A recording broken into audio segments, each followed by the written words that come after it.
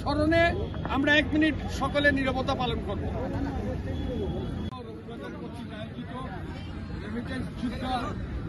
Motorcycle football টুর্নামেন্টের উদ্বোধনী অনুষ্ঠানে উপস্থিত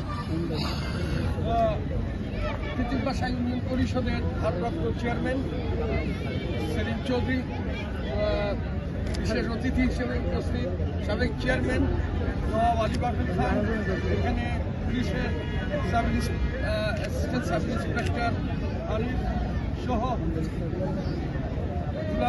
ছাত্রদলের দুলাল মাহমুদ সহ এখানে অন্যান্য অতিথিবৃন্দ উপস্থিত। আজকের খেলায় অংশগ্রহণকারী দুই টিমের কর্মকর্তাবৃন্দ, খেলোয়াড়বৃন্দ এবং মাঠ রেফারিবৃন্দ এবং সম্মানিত দর্শকবৃন্দ, আসসালামু আলাইকুম, আদাব। আসলে খেলার সময় খুবই কম, আমি বক্তব্য বাড়াবো না। আমি শুধু বলবো যে এই আয়োজন যাতে সুন্দর হয়, এই আয়োজন যাতে সুন্দরভাবে সমাপ্তি ঘটে।